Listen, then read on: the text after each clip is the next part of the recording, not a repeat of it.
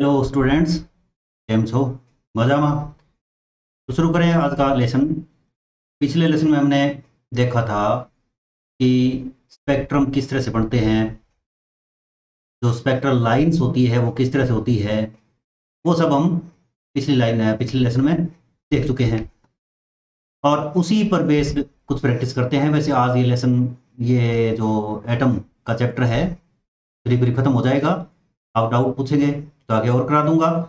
इसके बाद हम न्यूक्लियस, जिसमें न्यूक्लियर फिजिक्स, जिसमें रेडियो एक्टिविटी भी है, और nuclear energy, nuclear fusion, atomic reactor, परमाणु भट्टी, सब कुछ है, वो शुरू करेंगे।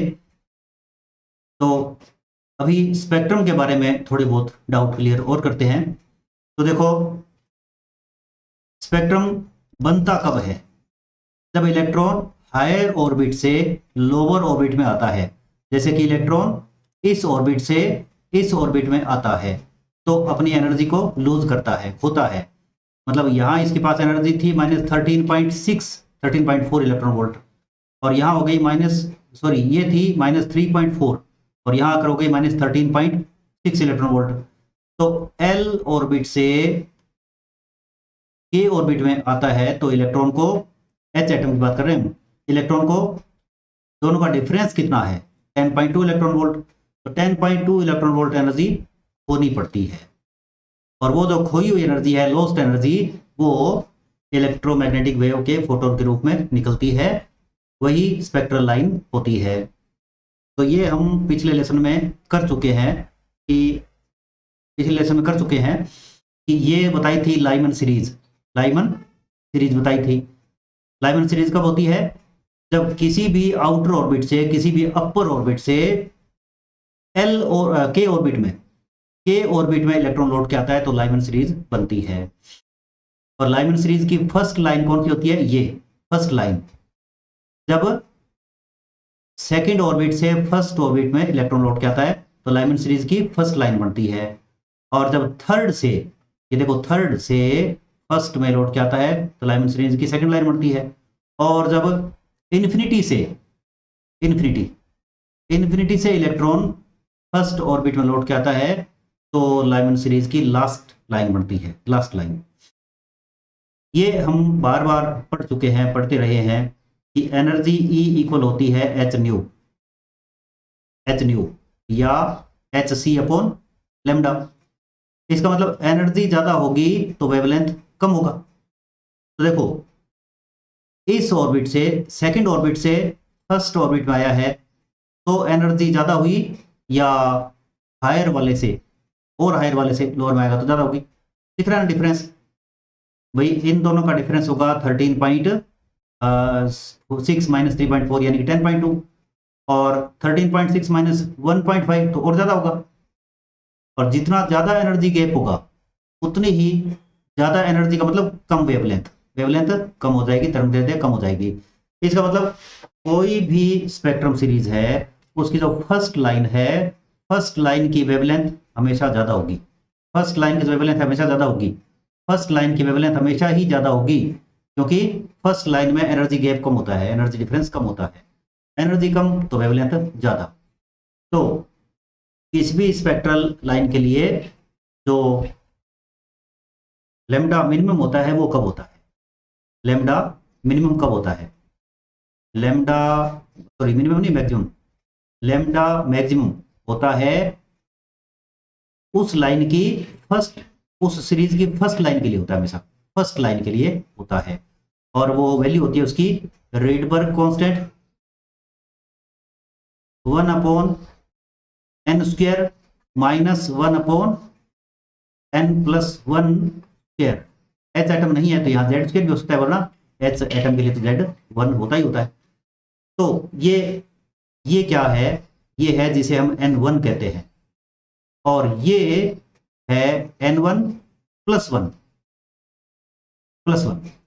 जैसे लाइमन सीरीज की बात करें तो लाइमन सीरीज में N1 की जगह क्या होगा? ओनली 1 होगा। और N2 की जगह क्या होगा? N2 की जगह 2, 3, 4, 5 इस तरह से होंगे, और ये होगा। तो लाइमन सीरीज की जो फर्स्ट लाइन है वो होगी जब इलेक्ट्रॉन सेकंड ऑर्बिट से फर्स्ट में आता है तो लाइमन की फर्स्ट लाइन बनती है, थर्ड से फर्स्ट में आता है तो लाइमन की सेकंड लाइन बनती है, फोर्थ से फर्स्ट में आता है तो लाइमन सीरीज की थर्ड लाइन बनती है। इस तरह से अलग अलग लाइंस बढ़ती है।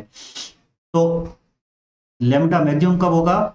जब किसी भी मतलब जस्ट अपर ऑर्बिट से बेस ऑर्बिट में आता है। बेस ऑर्बिट कौन सा हुआ? जिसे हम N1 कह रहे हैं, वो N1 लाइमन के लिए ये है। बामर सीरीज के लिए, बामर सीरीज के लिए, बामर सीरीज के लिए N1 होता है 2 और N2 होता है 3 4 5 एंड सो ऑन, इस तरह से। तो N1 अलग अलग होता है। फिर इस तरह से हमने देखा था लाइमन बामर पास्चन, पास्चन सीरीज के लिए, पास्चन सीरीज के लिए N1 होता है 3 और N2 होगा 4 5 6 7, इस तरह से। तो किसी भी सीरीज के लिए लैम्डा मैक्सिमम कब होगा? फर्स्ट लाइन के लिए होगा। फर्स्ट लाइन कौन सी होगी? जैसे लाइमन की तो है 2 से 1 में आता है तो फर्स्ट लाइन हुई, लाइमन की दी हुई। और बामर की जब 3 से 2 में आता है तो फर्स्ट लाइन हुई। और पास्चन की जब 4 से 3 में आता है तो फर्स्ट लाइन होगी। इस तरह से फर्स्ट लाइन का जो लैम्डा होता है वो लैम्डा मैक्सिमम कहलाता है, एनर्जी मिनिमम होती है, ठीक है। और लैम्डा मिनिमम कब होता है? लैम्डा मिनिमम कब होता है? लैम्डा मिनिमम होता है लास्ट लाइन के लिए। लास्ट लाइन कौन सी? जब इन्फिनिटी से बेस ऑर्बिट में इलेक्ट्रॉन जंप करता है तब के लिए। तो वो हो गया रिडबर्ग कांस्टेंट 1/n²। यहाँ n का मतलब n1 है, तो उसके लिए पहला ऑर्बिट कौन सा होता है? वो -1/∞²। तो क्या बन गया ये बन गया रिडबर्ग कांस्टेंट अपॉन n का स्क्वायर, n का स्क्वायर। और n का मतलब फिर बता देता हूं कि बार बार वही बता रहा हूं कि n का मतलब n1, यानी उस सीरीज के लिए लोवेस्ट ऑर्बिट कौन सा है वो n1 होगा। तो ये बात हो गई। अब देखिए इसी से थोड़ा आगे बढ़ के देखें तो बामर सीरीज के लिए हमने जो वेवलेंथ निकाली थी उसमें कुछ गलत किया था क्या आपने दोबारा कैलकुलेट करके देखा? देखते हैं भाई। बामर सीरीज, बामर सीरीज में N1 की जगह तो होता है 2 और N2 की जगह होता है 3 4 5 एंड इस तरह से। तो बामर सीरीज की जो लैम्डा मैक्सिमम है वो कितना होगा? लैम्डा मैक्सिमम वो होगा लैम्डा बामर 1 के लिए, मतलब फर्स्ट सीरीज। कब? जब थर्ड से सेकंड में इलेक्ट्रॉन जंप करता है तब के लिए। तब रिडबर्ग कांस्टेंट 1/n1² मतलब 2² -1/n2² मतलब 3²। ठीक है, तो ये क्या बनेगा? RB into 1/4 -1/9। तो एलसीएम क्या आएगा? 4 × 9 एलसीएम आ गया। यहाँ रहा 9 - 4 ले तो 5, यानी कि 5 RB अपॉन 36। तो सॉरी, ये हम लैम्डा 1/λ है, ये 1/λ हो रहा है सब में। तो फिर उत्तर भी बने सुधार करना चाहिए, सुधार करना चाहिए। ये 1/λ मैक्सिमम है, 1/λ में 1/λ 1। तो ये सब 1/λ के लिए फार्मूला, बेसिक फार्मूला ये 1/λ के लिए है। ओके, 1/λ के लिए फार्मूले थे। थोड़ी बहुत चलते चलते एरर हो जाती है, ध्यान रखना चाहिए। तो इसलिए lambda max equal 36/5 into Rydberg constant. Rydberg constant की वैल्यू याद है? 36/5 इंटू 1.1 इंटू 10⁻⁷ अप्रोक्सीमेटली ये हुआ, ये मीटर हुआ। तो अब देखो ये पॉइंट हटा सकते हैं, पॉइंट हटा सकते हैं 360 और नीचे क्या है 55। 360/55 क्या होता है? 10⁻⁻7 हो जाएगा ऊपर जाके। और 360/55 क्या बनेगा? हाँ करके देखो, 360/55।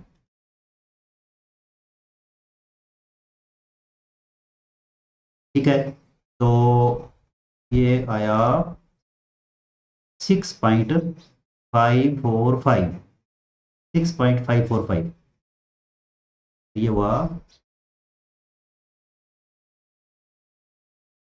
6.545 मीटर। और पॉइंट को लास्ट में ले जाएं, एंड में ले जाएं तो बन जाएगा, एक बार रुकना पड़ेगा थोड़ा। हाँ, तो ये बन जाएगा 6.545 एंगस्ट्रॉम। ये विजिबल है, दृश्य है। ये करीब करीब ऑरेंज के आसपास है। ऑरेंज या रेड का जो वेवलेंथ होता है वो करीब करीब इतना होता है। ऑरेंज या रेड का जो वेवलेंथ होता है वो करीब करीब इसके आसपास होता है। तो ये ऑरेंज के आसपास है, ठीक है। तो ये विजिबल में रेड लाइन के आसपास बनेगी। और इसका जो फाइनल लेमडा बनेगा 1/λ मिनिमम जिसे कहते हैं वो, या 1/λ बामर इन्फिनिटी, वो क्या बनेगा? तो ये हुआ Rydberg constant r b 1/2² minus 1/∞²। तो क्या बन जाएगा ये? ऊपर 4 और नीचे रिडबर्ग कांस्टेंट, यानी 4/1.1 एंड 10⁻⁻, मतलब +7 होता है लेकिन ऊपर ले जाएंगे तो -7 हो जाएगा। पॉइंट हटाएंगे तो ये बन जाएगा, ये हो गया। तो ये क्या बनता है?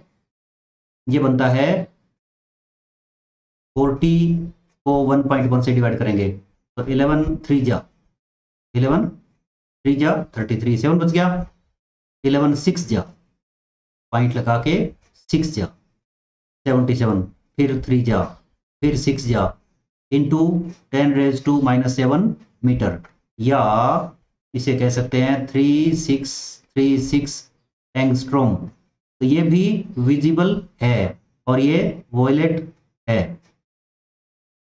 वॉयलेट यानी कि बैंगनी कलर दिखेगा। इसलिए बामर सीरीज जो है वो पूरी पूरी विजिबल रेंज में होती है। बामर सीरीज पूरी पूरी विजिबल रेंज में होती है, ठीक है। और ये एक, चलो पॉइंट और देख लेते हैं। कोई भी स्पेक्ट्रम सीरीज है उसके लिए 1/λ मैक्सिमम जो होता है वो हमेशा फर्स्ट लाइन के लिए होता है, और वो होगा Rydberg constant 1/n² minus 1/n+1 का स्क्वायर, n+1 का स्क्वायर। यहाँ n1 की जगह n बोला है हमने, और n2 की जगह है उससे नेक्स्ट अपर जो है, नेक्स्ट अपर, वो n+1 हो गया। तो इससे हम क्या कर सकते हैं?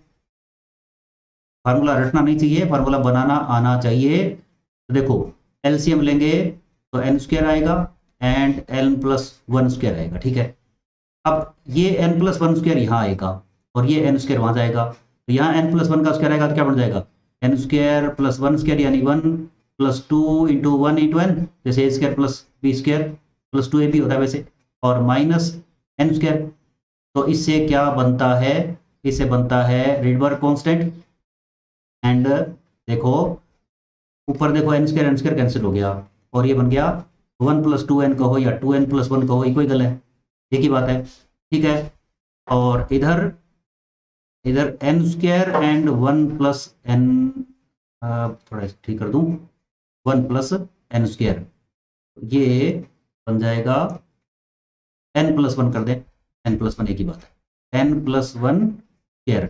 ये तो हो गया लैम्डा मैक्सिमम।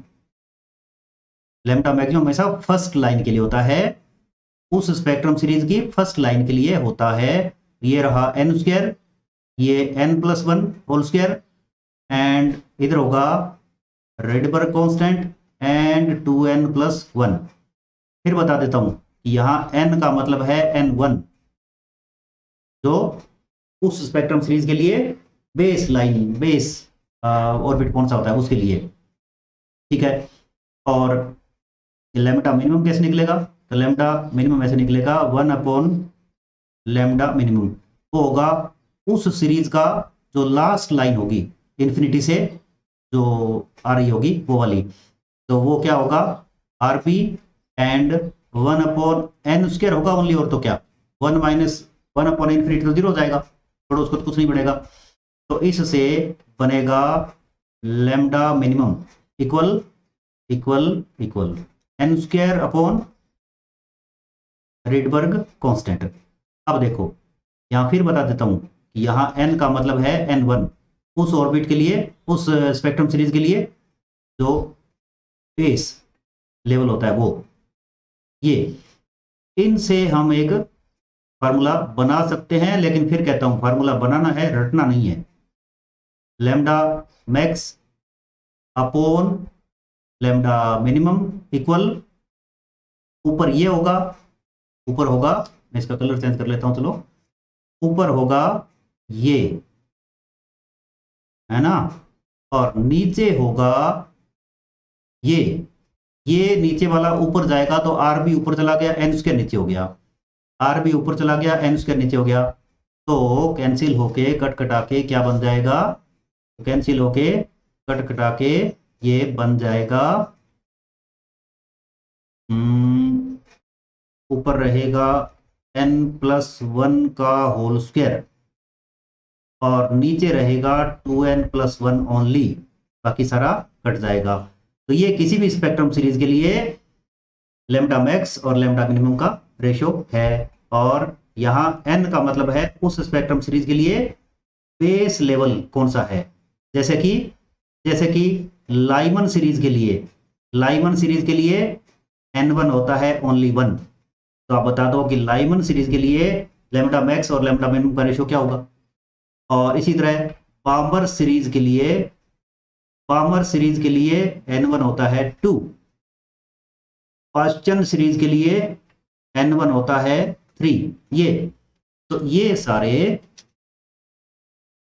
चले खेल, इस तरह से ये सीरीज बताई थी, पहले ही बताई थी कि नीचे नीचे ही जो किसी भी आउटर ऑर्बिट से इस ऑर्बिट में लौट के आता है के ऑर्बिट में, तो लाइमन सीरीज बनती है।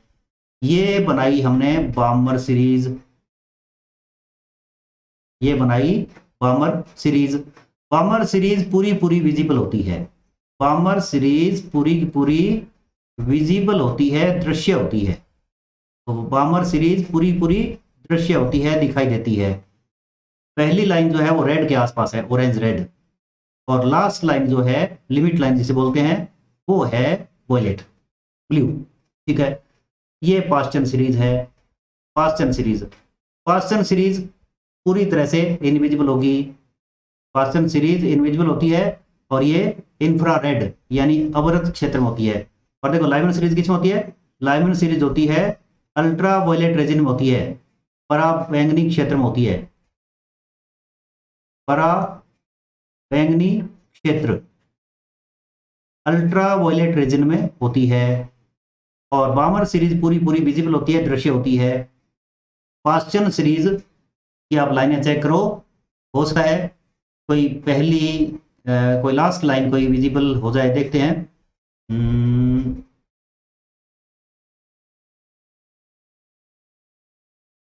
ये वेवलेंथ निकाल के देखो, ये ज्यादातर पार्ट इसका जो होगा वो इंफ्रारेड यानी अवरक्त क्षेत्र में होगा, इंफ्रारेड यानी अवरक्त क्षेत्र में होगा।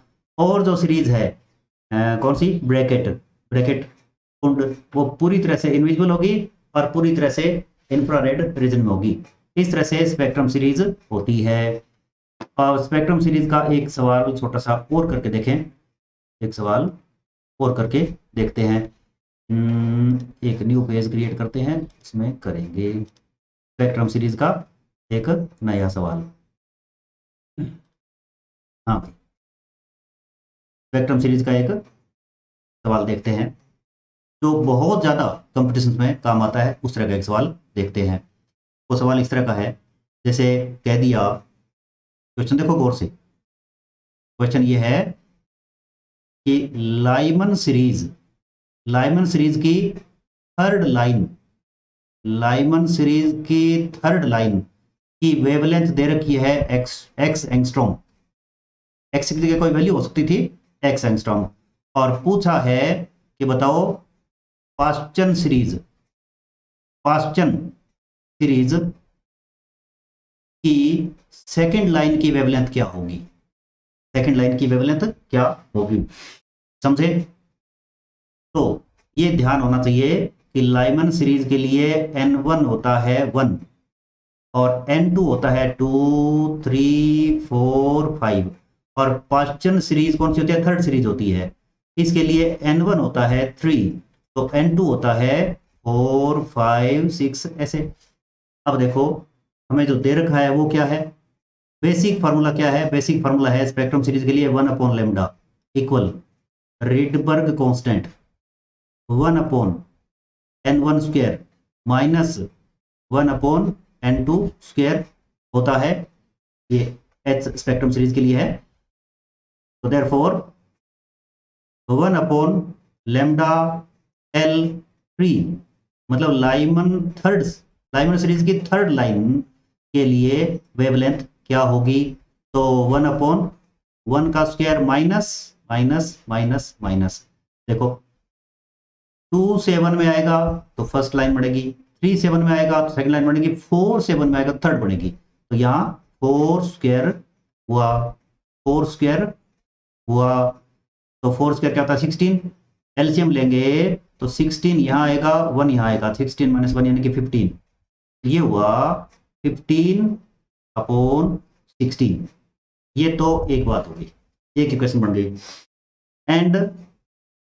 एंड दूसरी बात है पास्चन सीरीज की सेकंड लाइन की बात कही है सवाल में, तो रिडबर्ग कांस्टेंट तो जैसा है वैसा रहेगा, और पास्चन सीरीज के लिए देखो n1 की जगह होता है 3 मतलब 9 माइनस सेकंड लाइन पूछा है, देखो गौर से दुनिया वालों, ये 4 से 1 में आएगा तो पास्चन की फर्स्ट लाइन बढ़ेगी, 5 से 1 में आएगा तो पास्चन की सेकंड लाइन बढ़ेगी, ये है पास्चन की सेकंड लाइन, तो ये क्या बना 1/5², क्या बना, ये बना आरबी इंटू,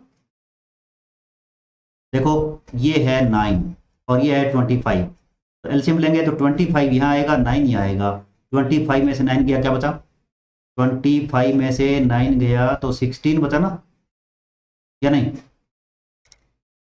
हाँ 16 बचा, और नीचे क्या रहा, नीचे रहा 9 × 25, ये रह गया नीचे। अब इन दोनों इक्वेशंस को डिवाइड करेंगे तो हमारे काम की बात हो जाएगी, क्या करेंगे 1/λ(L3) डिवाइडेड बाई की जगह मल्टीप्लाइड बाई करते हैं, तो डिवाइड में लिखना है 1/λp, तो अभी λp चला जाएगा ऊपर, λp2/1 इक्वल इधर देखो ऊपर तो है 15rp/16 और अपोन में ये है, तो इसे ऊपर ले जाएं तो क्या बन जाएगा, इसे ऊपर ले जाएं ये बन जाएगा 9 × 25/16 आरबी कैंसिल, एंड और तो कोई जल्दी कैंसिल होता नहीं है, 16 15 किसी से कैंसिल नहीं होते, काफ़ी बड़ी नंबर आएगी, काफ़ी बड़ी नंबर आएगी, वैसे इतनी बड़ी नंबर वाला सवाल देते नहीं है, लेकिन दे दिया। तो नीचे है 16 × 16 और ऊपर है 15 × 9 × 25, ये आ गया इनका रेशियो, तो इसलिए लैम्डा पास्चन 2 इक्वल क्या हो जाएगा, इधर जो है वो तो ऊपर ही है, और यहाँ जो नीचे है λ(L3) यानी कि x वो यहाँ आ जाएगा, और ये जो वैल्यू आएगी वो होगा पास्चन सीरीज के लिए वेवलेंथ, x की जगह कोई वैल्यू दी हुई हो सकती थी, चल सकता था, ठीक है। एक बार फिर ब्रेक लेते हैं थोड़ा सा। तो इस तरह के सवाल काफ़ी कॉमन सवाल बहुत ज़्यादा कंपटीशन में आते हैं, इनको आप गौर से करें और अच्छा होगा कि कुछ पूछें, और पूछने के लिए मैंने आपको बार बार कहा है कि नीचे मेरे मोबाइल नंबर चल रहे हैं, व्हाट्सएप से पूछो, कॉल करके पूछो, ईमेल से पूछो, कैसे ही पूछो, कोई क्वेश्चन कोई डाउट है तो आप पूछ सकते हो। अब एक टॉपिक जो छोटा सा बचा हुआ है वो ये है कि ये जो बोहर की क्वांटम कंडीशन थी, बोहर की क्वांटम कंडीशन याद है, बोहर की जो क्वांटम कंडीशन थी वो कंडीशन वेरीफाइड कैसे होती है, एस्टेब्लिश कैसे हुई, बनी कैसे?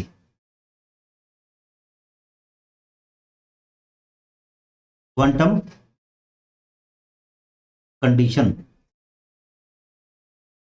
बोहर्स क्वांटम कंडीशन किस तरह से बनी, इसका प्रूफ बोहर खुद भी, मतलब नील्स बोहर खुद भी नहीं बता पाया कि उसने जो क्वांटम कंडीशन लगाई थी, कौन सी, कि इलेक्ट्रॉन उसी ऑर्बिट में चक्कर काटता है जिसमें उसका एंगुलर मोमेंटम h/2 का इंटीग्रल मल्टीपल होता है। मतलब angular momentum mvr equal h n into h/2 होता है, उसी ऑर्बिट में चक्कर काटता है। ये क्यों कहा, कैसे कहा, ये तुक्का लगाया था, प्रूव नहीं कर पाया, खुद नील्स बोर भी वेरीफाई नहीं कर पाया था, प्रूव नहीं कर पाया था। लेकिन बाद में जब डी ब्रोगली वेव्स यानी मैटर वेव्स के बारे में बताया, तो उससे प्रूव कर सकते हैं, वेरीफाई किया जा सकता है इस रूल को। तो देखो, जैसे ये एक एटम है, इसमें ये है न्यूक्लियस, इसमें प्रोटॉन है, हमें न्यूक्लियस की बात अगले चैप्टर में करनी है। ये इलेक्ट्रॉन चक्कर काट रहा है, इलेक्ट्रॉन इस ऑर्बिट में चक्कर काट रहा है, मान लो कि वो इस तरह से चक्कर काट रहा है। अब मैटर वेव्स का मतलब है कि कोई भी पार्टिकल अगर रनिंग है, मास पार्टिकल कोई भी रन कर रहा है, दौड़ रहा है, तो उससे रिलेटेड एक वेवलेंथ होती है, मतलब एक वेव होती है, उसे कहते हैं मैटर वेव। तो मैटर वेव या डी ब्रोगली वेव उसको कहते हैं। थोड़ा सुंदर काम करें वरना नहीं लगेगा। तो इलेक्ट्रॉन इस तरह से चक्कर काटेगा, ऐसे इलेक्ट्रॉन चक्कर काटेगा यहाँ पर, तो कोई भी पार्टिकल होता है उससे रिलेटेड मैटर वेव होती है, इसे डी ब्रोगली वेव या मैटर वेव कहते हैं। तो ये एक कंडीशन ये भी तो थी ना कि जब इलेक्ट्रॉन अपने ऑर्बिट में चक्कर काट रहा होता है, तो न तो वो इलेक्ट्रॉन लेता है एनर्जी, सॉरी, जब इलेक्ट्रॉन अपने ऑर्बिट में चक्कर काटता है तो न तो वो एनर्जी लेता है, न तो वो एनर्जी लेता है, न एनर्जी देता है। When electron revolves in its orbit, energy is neither emitted nor absorbed by this electron।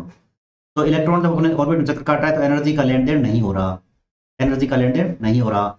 इसे मैटर वेव से समझा जा सकता है। मैटर वेव से कैसे, आपने पिछली क्लास में वेव्स के बारे में पढ़ा होगा, और स्टेशनरी वेव्स, अपरिगामी तरंगे पढ़ा होगा। अपरिगामी तरंगे क्या होती है कि वो ऐसी वेव्स होती है तो बनती है, खत्म हो जाती है, बनती है, खत्म हो जाती है, बनती है, खत्म हो जाती है, वो प्रोपेगेट नहीं करती, अपरिगामी होती है, मतलब गतिशील नहीं होती, स्थिर होती है, वही बनती है वही खत्म हो जाती है, वही बनती है वही खत्म हो जाती है। मतलब जो स्टेशनरी वेव्स होती है, अपरिगामी तरंग होती है, वो एनर्जी ट्रांसफर नहीं करती, एनर्जी यहां से वहां लेके नहीं जाती है, सिर्फ उनको स्टैंडिंग वेव कहते हैं। स्टेशनरी वेव मतलब स्टैंडिंग वेव, खड़ी वेव होती है, वो वहीं बनी वहीं खत्म हो गई। वो वेव्स कब बनती है, याद है पिछली क्लास में क्या पढ़ा था कि देखो, जैसे ये जो वेव है, ये एक वेव जा रही है इधर, ये एक वेव लेफ्ट से राइट में जा रही है ऐसे, ये जो ब्लू वाली लिख रहे हैं सारी सारी, ये ब्लू वाली एक वेव है जो लेफ्ट से राइट में जा रही है। यहां से एक दूसरी वेव आ रही है, ये रेड वाली, लेकिन ये दोनों वेव कैसी होनी चाहिए, एकदम सेम फ्रीक्वेंसी, सेम वेवलेंथ की होनी चाहिए, एम्पलीट्यूड चाहे अलग अलग हो। नहीं, वैसे 99% तो क्या है कि हम रिफ्लेक्टेड वेव लेते हैं तो एम्पलीट्यूड भी सेम ही होता है। तो ये जो नीली वाली वेव है, ये है इंसिडेंट वेव, आपतित तरंग, और ये जो रेड वाली है, ये परावर्तित कह सकते हैं, इसको रिफ्लेक्टेड वेव कह सकते हैं।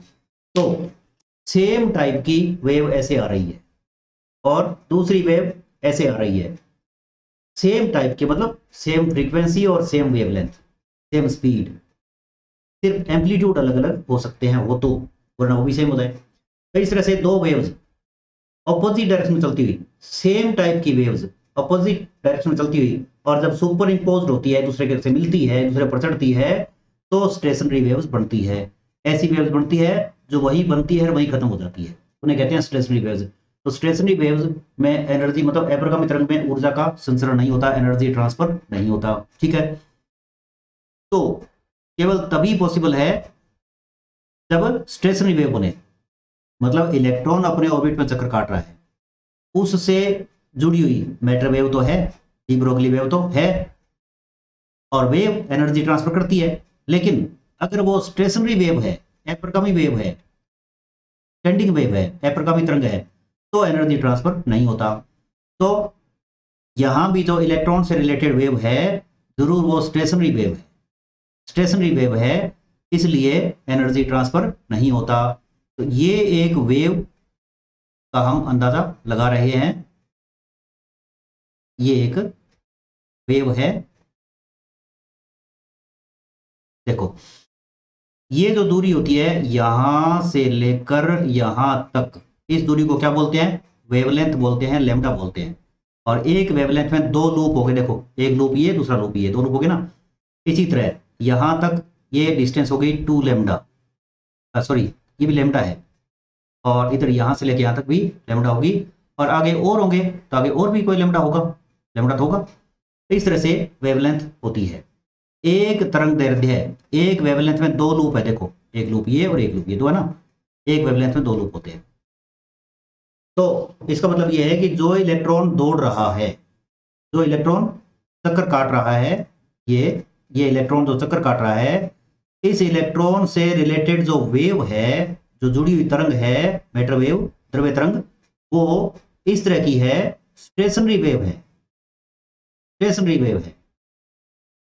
अब इस स्टेशनरी वेव के रूप में वो इलेक्ट्रॉन चारों तरफ चक्कर काट रहा है, इस तरह से चक्कर काट रहा है।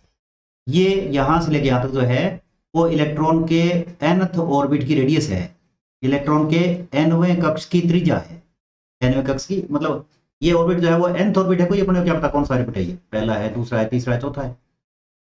तो इस तरह से स्टेशनरी वेव बन रही है। अगर पहला ऑर्बिट है तो सिर्फ इतनी वेव होगी, यहां से यहां तक एक लैम्डा का इक्वल वेव होगी, और वो वेव इसके चारों तरफ यूनिलिप्टी होगी पूरी। और जैसे इस डायग्राम में देख रहे हैं, इस डायग्राम में क्या देख रहे हैं हम, यहां से लेके यहां तक, ये देखो ये एक लैम्डा हो गया, फिर यहां से लेके यहां तक ये दूसरा लैम्डा हो गया, यहां से लेके यहां तक ये तीसरा लैम्डा हो गया, और ये चौथा लैम्डा हो गया। टोटल मिला के 4 वेवलेंथ्स हो रही हैं, 4। इसका मतलब ये जो फोर्थ ऑर्बिट है, ये जरूर फोर्थ ऑर्बिट है, फोर्थ ऑर्बिट में 4 वेवलेंथ होंगे। कोई nth ऑर्बिट है तो उसमें n वेवलेंथ होंगे। तो वेवलेंथ का मतलब ये जो डायग्राम दिखा रहा है, ये जो डायग्राम दिखा रहा है, ये वेवलेंथ, हाँ ये जो डायग्राम दिखा रहा है ये वेवलेंथ है। तो इस तरह से ये वेव है, इस वेव को इस ऑर्बिट में ऐसे लपेटा हुआ है, ऐसे चारों तरफ लपेटा हुआ है। मान लो भाई इलेक्ट्रॉन चल रहा है, तो उस इलेक्ट्रॉन से रिलेटेड मैटर वेव जो है वो इस तरह से स्टेशनरी वेव की फॉर्म में है, अप्रगामी तरंग के रूप में है। और वो अप्रगामी तरंग होगी तभी एनर्जी ट्रांसफर नहीं होगा, वरना तो एनर्जी ट्रांसफर तो होना पड़ेगा। तो ये nth ऑर्बिट की रेडियस है। तो इस पूरे nth ऑर्बिट की लेंथ कितनी होगी? nth ऑर्बिट की लेंथ क्या हो गई, जो होती है ना 2πr, तो 2πr n हो गई, 2πrn हो गई। n मतलब nth ऑर्बिट की रेडियस है, और इसमें n वेवलेंथ्स बिछे हुए हैं। वो जो वेव है इलेक्ट्रॉन से रिलेटेड, उसके n लैम्डाज, n वेवलेंथ्स डिस्ट्रीब्यूटेड है। बस यहीं से खेल बन जाएगा। और ये लैम्डा किस वेव के लिए है? जो उस रनिंग इलेक्ट्रॉन से रिलेटेड वेव है उसके लिए। तो ये इलेक्ट्रॉन से रिलेटेड मैटर वेव है, लैम्डा ई जिसे कह सकते हैं। और डी ब्रोगली ने लैम्डा निकालने के लिए, वेवलेंथ निकालने के लिए फॉर्मूला क्या दिया था? डी ब्रोगली ने वेवलेंथ के लिए, तरंग दैर्ध्य निकालने के लिए, मतलब मैटर वेवलेंथ के लिए क्या फॉर्मूला बताया था, याद है? डी ब्रोगली ने मैटर वेवलेंथ के लिए फार्मूला बताया था, lambda equal h upon p. P मतलब लीनियर मोमेंटम, रेखीय संवेग। पी क्या होता है? पी होता है m into v, m into v. ये बस इस लैम्डा की जगह वही de Broglie wavelength, matter wavelength h upon p रखना है, और खेल बन जाएगा। इस तरह से देखो, ये हो गया कि किसी nth ऑर्बिट की बात करें, इलेक्ट्रॉन nth ऑर्बिट में चक्कर काट रहा है, nवें कक्ष में चक्कर काट रहा है, nवें कक्ष में। तो उस ऑर्बिट की जो टोटल लेंथ है वो हो जाएगी 2 पाई r nth इक्वल, वो n लेमडा के इक्वल होगा। लेमडा मतलब उस इलेक्ट्रॉन से रिलेटेड जो मैटर वेवलेंथ है वो, और वो वेवलेंथ के लिए de Broglie hypothesis, de Broglie परिकल्पना के हिसाब से h/p था। ये किसने बताया था? मैटर वेवलेंथ के लिए D Broglie wavelength, de Broglie scientist ने बताया था। इससे क्या बन रहा है? इससे बन रहा है कि P इक्वल क्या बन जाएगा? P इंटू आर एन को यहाँ छोड़ दें, P और आर एन, इधर ये वाला आर एन यहाँ छोड़ दें, और इधर क्या जाएगा? इधर जाएगा n इंटू h/2 पाई, तो इसलिए आर सॉरी ये करने का पर्पज ही नहीं अपना। हाँ, अब देखो, जो इलेक्ट्रॉन चल रहा है उस इलेक्ट्रॉन का स्पीड क्या है? v, और मास उसका m, m इंटू वी हो गया ना, p की जगह m इंटू वी हो गया, into r n equal n into h/2 pi. यही तो था बोहर्स क्वांटम कंडीशन, जिसके बारे में खुद बोहर को ही पता नहीं था। ये क्या है? ये पूरा है एंगुलर मोमेंटम, से J कह सकते हैं या उसे L भी कहते हैं, J या L। तो इलेक्ट्रॉन उसी ऑर्बिट में चक्कर काटता है जिसमें उसका एंगुलर मोमेंटम h/2 पाई का इंटीग्रल मल्टीपल होता है, पूरा गुणांक होता है, 1 गुणा 2 गुणा 3 गुणा 5 गुणा ऐसे। तो ये क्वांटम कंडीशन इस तरह से डी ब्रोगली मैटर वेव से कंप्लीट हो गया। अब चलो थोड़ा सा एक सवाल और बता देता हूं,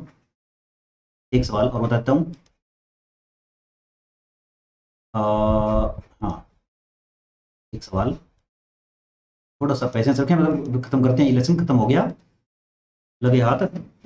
एक छोटा सा क्वेश्चन और कर लेते हैं। हाँ एक क्वेश्चन ये है, छोटा सा क्वेश्चन है कि H एटम की बात है, H एटम को एनर्जी दी जाती है, सपोज H एटम को एनर्जी दी जाती है, मैं एक बार थोड़ा सा देखता हूँ कैलकुलेट करके। हाँ, तो H एटम को एनर्जी दी जाती है कितनी? 12.09 इलेक्ट्रॉन वोल्ट, इतनी एनर्जी दी जा रही है। H एटम है, उस H एटम को बाहर से इतनी एनर्जी दी। अब बताओ उस H एटम से कितनी स्पेक्ट्रल लाइंस निकल सकती है और कौन कौन सी, कितनी स्पेक्ट्रल लाइंस निकल सकती है और कौन कौन सी निकलेगी? कितनी लाइनें निकलेगी और कौन कौन सी निकलेगी स्पेक्ट्रल लाइंस?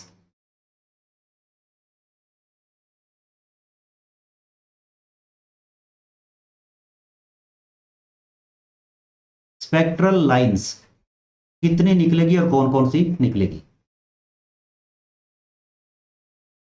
स्पेक्ट्रल लाइंस कौन कौन सी निकलेगी, कितनी निकलेगी, ये सवाल है। तो देखो, एक तो ये, इसका सॉल्यूशन ऐसे होगा कि इतनी एनर्जी लेकर वो H एटम का जो इलेक्ट्रॉन है वो कौन से ऑर्बिट में पहुंच जाएगा, कौन से ऑर्बिट में पहुंच जाएगा? देखो तो डेल्टा E मतलब एनर्जी का डिफरेंस कितना है? वो है 12.09 इलेक्ट्रॉन वोल्ट, और भेजना है पहले ऑर्बिट से किस ऑर्बिट में पहुंच गया? E1 minus E2। E1 तो हमें पता है -13.6 इलेक्ट्रॉन वोल्ट, और माइनस E2 अभी निकलने वाला है। तो E2 क्या आ जाएगा? E2 वहाँ माइनस का है, इधर ले आएंगे प्लस का हो गया, और उधर -13, ये डिफरेंस कितना बनता है? मतलब 13.6 में से 12.09 घटा दें तो 1.51। वैसे ये E2 माइनस E1 होता है, मैंने गलत किया है, यहाँ माइनस होगा, ये प्लस होगा, ऐसे, ठीक है ना। तो इस तरह से इतने इलेक्ट्रॉन वोल्ट एनर्जी आ जाएगी। तो ये तो ऊपर जो चेंज किया है, चलो मैं दोबारा साफ कर देता हूँ, एक बार ढंग से कर लेते हैं। आप क्या सोचोगे?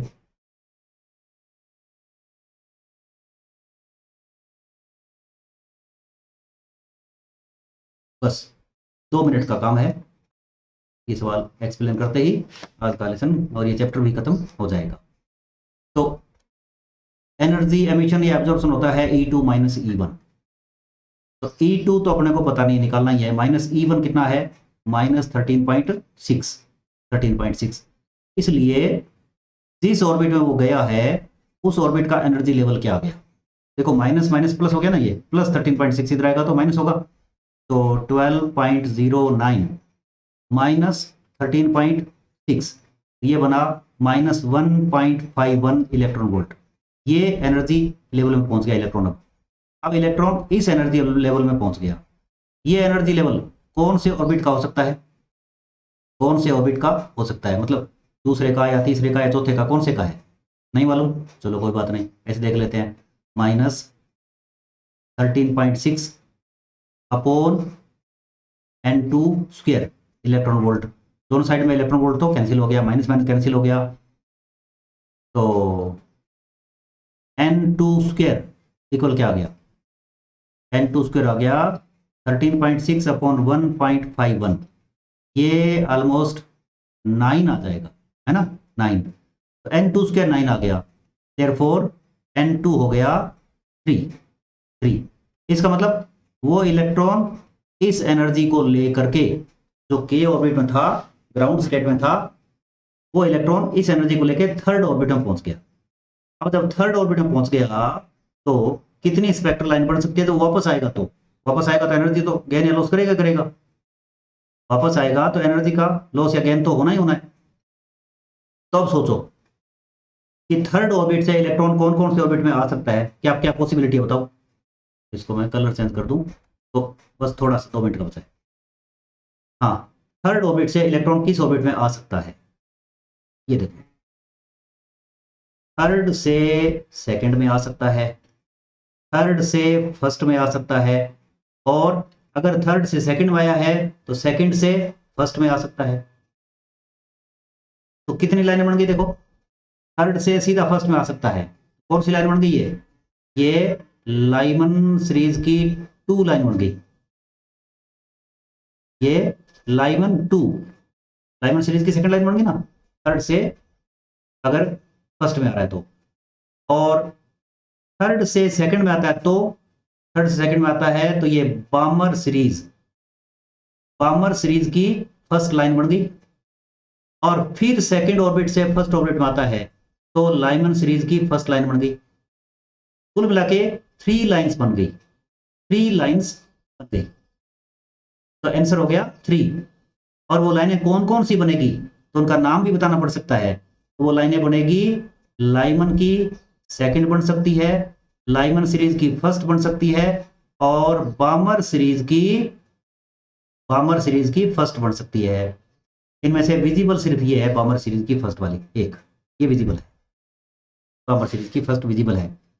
इस तरह से ये और ये दोनों जो होंगी ये अल्ट्रावायलेट रीजन में होंगी, इनविजिबल होगी, दिखेगी नहीं।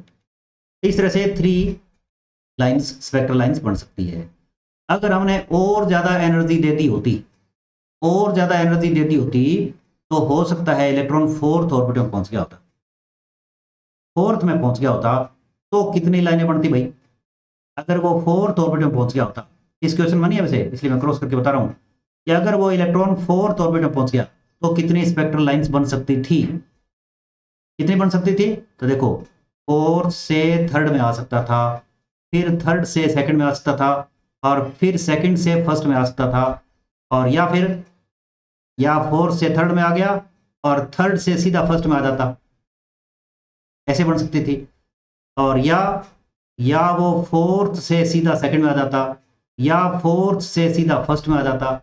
कितनी स्पेक्ट्रल लाइन बन गई देखो, फोर्थ से थर्ड में आता तो एक लाइन बनती, 1 2 3 4 5 6 टोटल 6 स्पेक्ट्रल लाइन बनती।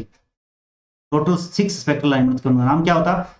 जब फोर्थ से फर्स्ट में आता तो लाइमन थर्ड होती, और थर्ड से फर्स्ट में आता तो लाइमन सेकंड होती, सेकंड से फर्स्ट में आता तो लाइमन फर्स्ट होती। यानी कि लाइमन की 1 2 3 लाइंस बन गई। और थर्ड से सेकंड में आता तो बामर की फर्स्ट लाइन बनती, और फोर्थ से सेकंड में आता तो बामर की सेकंड लाइन बनती। और ये क्या है? ये है पास्चन की फर्स्ट लाइन। इस तरह से 6 स्पेक्ट्रल लाइन बन सकती थी। इस तरह के बेसिक क्वेश्चंस आते हैं। तो ये एटम का चैप्टर करीब करीब खत्म हो गया है। अब आप डाउट क्रिएट करो, डाउट पूछो, हम बताने के लिए तैयार हैं। फिर मिलेंगे नए लेसन और नए चैप्टर के साथ। फिर भी इसके बारे में, एक्सरेज के बारे में थोड़ा बहुत बताऊंगा नेक्स्ट लेसन में। और बाकी अगले लेसन में न्यूक्लियर फिजिक्स यानी कि न्यूक्लियस के बारे में, रेडियो एक्टिविटी के बारे में, न्यूक्लियर फ्यूजन और फिशन, नाभिकीय संलयन और विखंडन, और परमाणु भट्टी, और सूरज से अपने को एनर्जी कैसे मिलती है, वो सब नेक्स्ट लेसन में करेंगे। बाय।